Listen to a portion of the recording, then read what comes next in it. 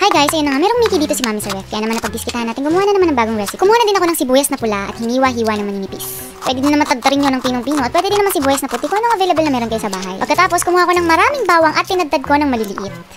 Buti pa yung mga langgam dito, hindi pinapapak yung bawang, pero dun sa isa namin bahay, pinapapak nila yung bawang. Kung saan na kaya yung mga bawang namin dun, siguro pulbos na sila.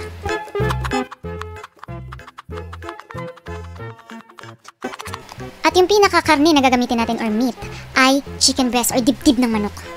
Ayan, dibdibang labanan to guys, pero wala tayo niyan, kaya naman huwag na tayong lumaban. Hiniwa-hiwa ko nga lang ng maninipis, kayo bahala kayo kung anong gusto nyong hiwa, pwedeng maliliit or malalaki. Minarinate ko lang yung manok, saglitan lang habang pinaprepare ko yung mga ingredients. Naglagay ako ng toyo, pero hindi yung toyo ko. Oyster sauce.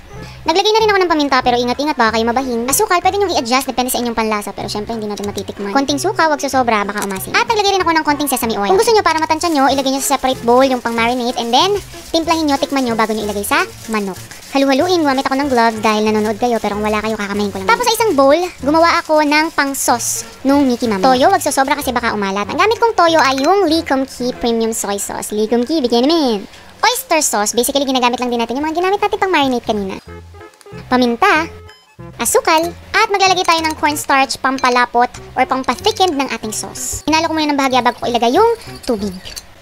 Ang nilagay kong tubig ay hindi mainit dahil kung hindi ay mamumuumuo yung cornstarch, kaya yung room temperature water lang. At dahil malapit na tayo magluto, binabad ko na yung Mickey sa hot water muna ng mga 4 minutes. Pagkatapos ng 4 minutes, tinapon ko yung hot water at nilagyan ko ng room temperature water lamang. Tapos binabad ko doon habang hindi pa ako nagluluto. Ito, optional ingredients, lalo na may mga allergic sa mani. Maglalagay ako ng peanut. Yung mga mani nyo dyan, ihalo natin, sayang.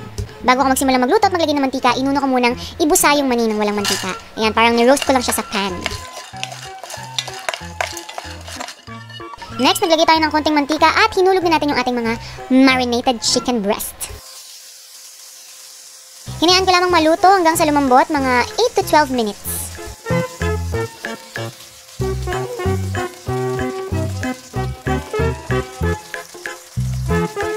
Pagkatapos itinabi ko, itatabi nyo guys at hindi nyo papapakin. Next, itong aking pechay na hugas na galing pa din sa isa naming bahay.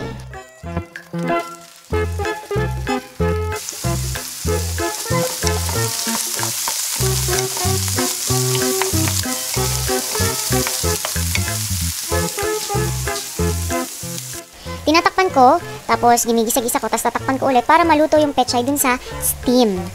At pagkaluto, isa-set aside lang natin muna. Siguro naman ito walang mamamapak.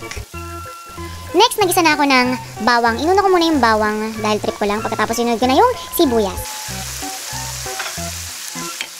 At hinulog na nga natin ang Mickey, basta wag lang ikaw ang mahuhulog sa kanya. At yung medyo luto na ng bahagya, hiniwalay ko muna siya. Tapos, lulutuin natin yung sauce. So, same pot lang guys yung ating ginagamit para nandyan lahat ng lasa. Hindi natin hinuhugasan. Hinulog ko na nga yung sauce na ginawa ko kanina. Siyempre, tinikman ko muna yun kung okay ang lasa. Pagkatapos, pinakuluan ko hanggang sa lumapo. Pwede kayong magdagdag ng tubig. Oops, nakalimutan ko pala maglagay ng star anise. Dapat kasama yung ginigisa ng bawang at sibuyas kanina. Pero pwede namang ihabol.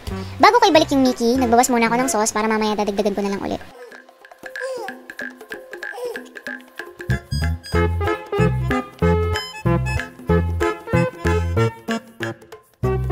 Konting halo, pagkatapos nilagay ko na rin yung mga chicken breast. O, meron pa ba?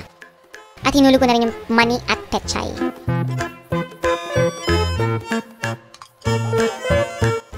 Ito na nga guys, napakasarap, saucy at talaga namang tamang-tama yung texture ng ating Mickey.